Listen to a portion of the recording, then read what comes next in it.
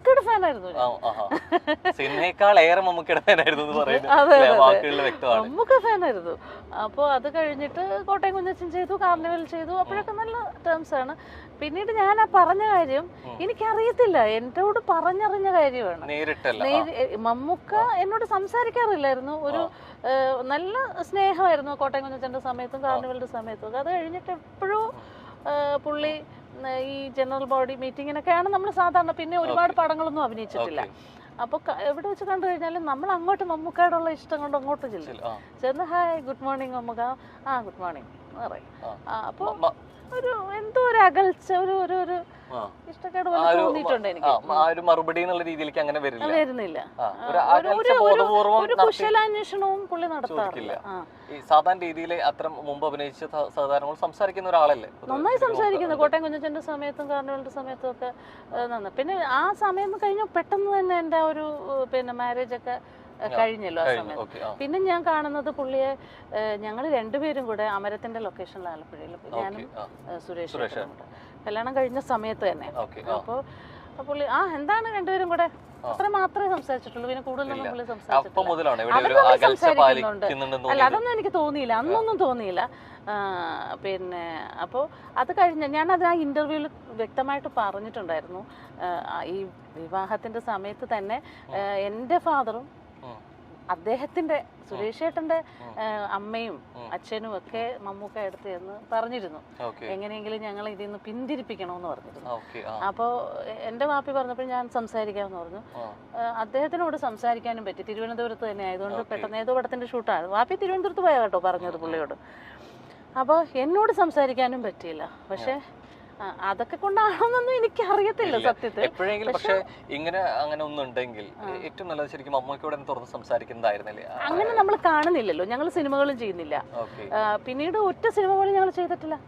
പിന്നെ ഞാൻ ചെയ്തത് 2020-ലാണ്. അന്നും പുള്ളി എന്നോട് സംസാരിച്ചിട്ടില്ല. അന്ന് പുള്ളി നമ്മുടെ വീട്ടിൽ വരുന്ന ഒരു സീൻ, ഒരു വലിയ സീനാണ്. ഒരു 1-2 ദിവസം ആ സീൻ എടുക്കുന്നുണ്ടായിരുന്നു. പക്ഷെ പുള്ളി ഒരു ഹായ് ഹായ് എന്നല്ലാതെ എന്നോട് സംസാരിച്ചിട്ടില്ല. എന്തോ വ്യക്തമായ കാരണം ഉണ്ടെന്നുള്ള എനിക്കറിയാം. പുള്ളിക്ക് എന്തോ മനസ്സിൽ തെറ്റിദ്ധാരണ വന്നിട്ടുണ്ട്. പക്ഷെ എന്ത് തെറ്റിദ്ധാരണ, അറിഞ്ഞ കാര്യം എന്തായാലും അതൊന്നും സത്യമല്ല എന്നിപ്പോ നമുക്ക് പറയാൻ, മമ്മൂക്കയെ നേരിട്ട് കണ്ടാലല്ലേ പറയാൻ പറ്റും. എന്താണെന്ന് അറിഞ്ഞാലല്ലേ പറയാൻ പറ്റൂല. പിന്നെ 2-3 പ്രാവശ്യം കണ്ടു, വേണ്ടി ഇങ്ങനെ ഹായ് ഹായ് പറഞ്ഞു, സംസാരിച്ചു, ഹലോ ഗുഡ് മോർണിംഗ് എന്ന് പറഞ്ഞു. ഫംഗ്ഷനും കണ്ടിട്ടുണ്ട്. അപ്പോഴും ഒക്കെ നമ്മൾ അങ്ങോട്ട് ചെന്ന് ഗുഡ് മോർണിംഗ് പറയും. അപ്പൊ പുള്ളി വലിയ നമുക്ക് മനസ്സിലാവുമല്ലോ, നമ്മളോടൊരു സംസാരിക്കാൻ ഇഷ്ടമുള്ള ഒരു ആറ്റിറ്റ്യൂഡ് നമുക്ക് മനസ്സിലാവുമല്ലോ. അത് പിന്നെ കുറെ കഴിഞ്ഞപ്പോ ഞാനും അങ്ങോട്ട് പുള്ളിയെ കണ്ടാൽ അങ്ങോട്ട് പോയി സംസാരിക്കാൻ മെനക്കെടാറില്ല, മിണ്ടില്ല. പിന്നെ അത് കഴിഞ്ഞാണ് ഞാൻ അറിയുന്നത്, ഇങ്ങനെ വ്യക്തമായിട്ട് സിനിമയിലുള്ളവർ തന്നെ എൻ്റെ അടുത്ത് പറയുമായിരുന്നു. പുള്ളിയുമായിട്ടും ബന്ധമുണ്ട്, ഞാനുമായിട്ടും ഒക്കെ അടുപ്പമുള്ള ആൾക്കാർ. എന്താണ് മമ്മൂക്ക ഇങ്ങനെ പടങ്ങളിൽ നിന്ന് മാറ്റി പറയുന്നുണ്ട് എന്ന് പറഞ്ഞു. അത് വ്യക്തമായിട്ട് പറഞ്ഞു കേട്ടോ, എന്നോട് പറഞ്ഞിട്ടുള്ളത്. പടങ്ങൾ സജസ്റ്റ് ചെയ്യുമ്പോൾ അത് വേണ്ട എന്ന് പറയുന്നുണ്ട് എന്ന് പറഞ്ഞു. അപ്പോൾ ഇതറിഞ്ഞപ്പോഴത്തേക്ക് ഞാനത് അപ്പോഴൊന്നും ക്ലിയർ ചെയ്യാനൊന്നും പോയില്ല.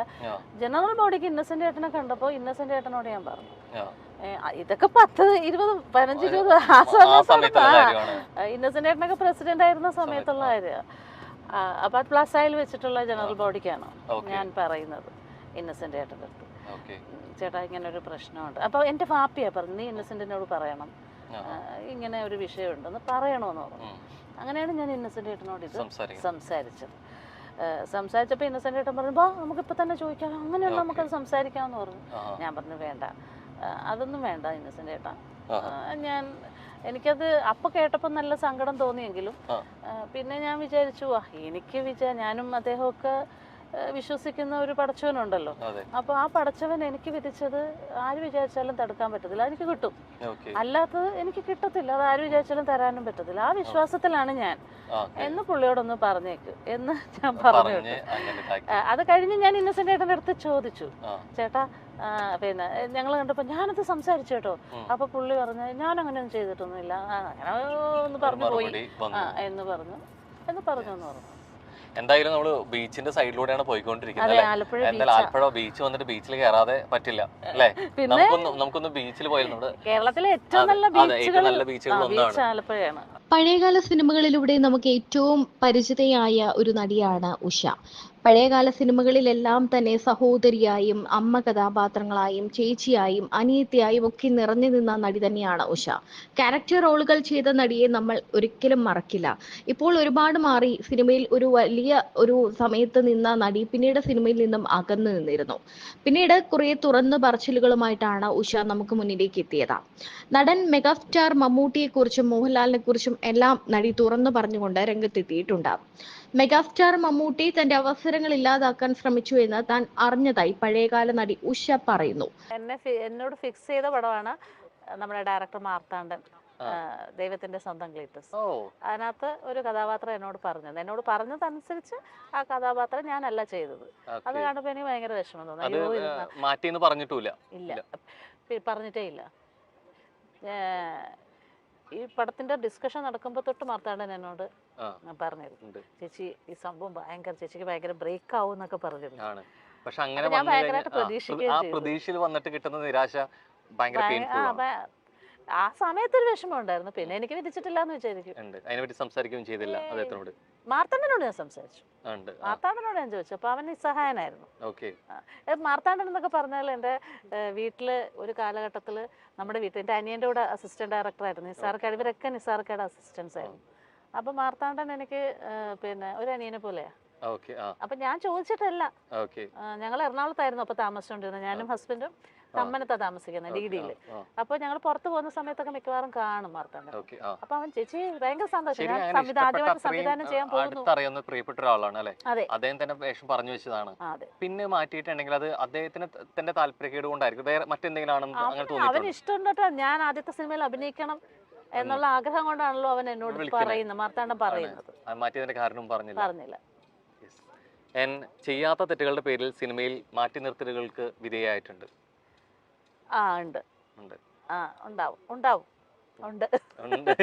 എവിടേക്കോ പറയാൻ വന്നൊരു കാര്യത്തെ കൃത്യമായിട്ട് അതിനെ അതൊക്കെ ഇനി പറഞ്ഞിട്ട് കാര്യമില്ല. വലിയ കഥ വേണ്ട, ചെറുതാക്കി സത്യത്തിനെതിരെ സത്യത്തിന് വേണ്ടി സംസാരിച്ചതും ന്യായത്തിന് വേണ്ടി സംസാരിച്ചത് കൊണ്ടും എനിക്കെതിരെ ഒരു എപ്പോഴും സത്യം പറയുന്നവർക്ക് ശത്രുക്കൾ കൂടുന്നതാണ്. ഞാനൊരു പോരാട്ടമാണ് നടത്തിയത് ആ സമയത്ത്. ശരിക്കും എവിടെയാ അത്തരത്തില് പെട്ടുപോയത്? എവിടെയായിരുന്നു? സിനിമയിൽ തന്നെ. എന്തെങ്കിലും സിനിമയുമായി ബന്ധപ്പെട്ട വിഷയമാണോ അതോ വ്യക്തിപരമായിട്ടുള്ള കാര്യങ്ങളാണ്? സിനിമയുമായി സംഘടനാപരമായിട്ടുള്ള ഒരു കാര്യമാണ്. അമ്മ മലയാളത്തിന്റെ മെഗാതാരം ഉഷ എന്ന നടിയുടെ അവസരങ്ങൾ ഇല്ലാതാക്കാൻ ശ്രമിച്ചുവെന്ന് ഒരു കമന്റ് കണ്ടിരുന്നുവെന്ന് അവതാരകൻ ചോദിച്ചപ്പോഴാണ് ഇക്കാര്യം നടി പറഞ്ഞത്. ഞാനും ഇത്തരം കമന്റുകൾ വായിച്ചിട്ടുണ്ട്. മമ്മൂക്ക എന്റെ അവസരം ഇല്ലാതാക്കാൻ ശ്രമിച്ചിട്ടുണ്ട് എന്ന്. എനിക്ക് മനസ്സിലായില്ല എന്താണ് അങ്ങനെ പറഞ്ഞതെന്ന്. അങ്ങനെ ചില ചിത്രങ്ങളിൽ നിന്ന് എന്നെ ഒഴിവാക്കിയിട്ടുണ്ടെന്ന് ഞാൻ അറിഞ്ഞിട്ടുണ്ട്. ആദ്യം നല്ല വിഷമം തോന്നി. അന്നത്തെ അമ്മയുടെ പ്രസിഡന്റ് ഇന്നസെന്റ് ചേട്ടനോട് ഞാനത് സൂചിപ്പിച്ചിരുന്നു. അമ്മയുടെ ജനറൽ ബോഡി നടന്ന സമയത്താണ് അത് ഞാൻ സൂചിപ്പിച്ചത്. ഇങ്ങനെയൊരു കാര്യമുണ്ട്, എല്ലാവരും പറയുന്നുവെന്നാണ് ഞാൻ ഇന്നസെന്റ് ചേട്ടനോട് പറഞ്ഞത്.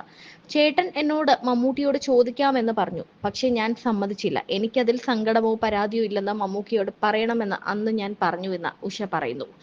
ഇപ്പോൾ ഇടതുപക്ഷ പാർട്ടിയിൽ പ്രവർത്തിക്കുന്നുണ്ടെന്നും ഡാൻസ് ക്ലാസ് നടത്തുന്നുണ്ടെന്നും ഉഷ പറയുന്നുണ്ട്. നല്ല അവസരത്തിന് വേണ്ടി കാത്തിരിക്കുകയാണ്. പെപ്പയുടെ പുതിയൊരു ചിത്രത്തിൽ അഭിനയിക്കുന്നുണ്ടെന്നും അന്ന് നടി പറഞ്ഞിരുന്നു. മോഹൻലാലുമായി നല്ല ബന്ധമാണ്. ഈ സീസണിലെ ബിഗ് ബോസിൽ വിളിച്ചിരുന്നു. പക്ഷെ ആ സമയം നല്ല തിരക്കുള്ള സമയമായിരുന്നു. കാരണം ഡാൻസ് സ്കൂളിന്റെ ഓപ്പണിംഗ്, പിന്നെ തെരഞ്ഞെടുപ്പ്, അതിന്റെ തിരക്കിലായതിനാൽ ഞാൻ ആ ഓഫർ വേണ്ട എന്ന് വെച്ചു. പിന്നെ വലിയ താല്പര്യമില്ലായിരുന്നു ആ ഷോയിലേക്ക് പോകാനെന്നും ഉഷ പറയുന്നു. മമ്മൂക്കയെ കുറിച്ചുള്ള ഉഷയുടെ തുറന്നു പറച്ചിലുകൾ ശരിക്കും പറഞ്ഞാൽ എല്ലാവരെയും ഞെട്ടിക്കുന്നതാണ്. കാരണം ഇവരൊക്കെയായി വലിയ അടുപ്പമുള്ള താരമായിരുന്നു മമ്മൂക്ക. ആദ്യമൊക്കെ കാണുമ്പോൾ കുശലാന്വേഷണം പറയുകയും കാര്യങ്ങൾ ചോദിക്കുകയും, ഓരോ താരങ്ങളും മമ്മൂക്കയെ പറ്റി ഇതുവരെയും ഒരു നെഗറ്റീവ് പറഞ്ഞ് നമ്മൾ കേട്ടിട്ടില്ല. എല്ലാവരും മമ്മൂക്കയെ ചെന്ന് കാണുമ്പോൾ മമ്മൂക്ക എല്ലാവരോടും ചിരിച്ചുകൊണ്ട് വിശേഷങ്ങൾ ചോദിക്കും എന്ന് തന്നെയാണ് ഓരോ ഇന്റർവ്യൂവിലും ഓരോ താരങ്ങളും പറയാറുള്ളത്. എന്നാൽ അതൊക്കെ മാറ്റി പറയുകയാണ് ഉഷ. എന്നെങ്കിലും ഈ വിശ്വസിക്കുന്ന പടച്ചോൻ ഉണ്ടെങ്കിൽ എന്നെങ്കിലും ഈ തെറ്റിദ്ധാരണകളൊക്കെ മാറുമെന്നും ഉഷ പറയുന്നുണ്ട്.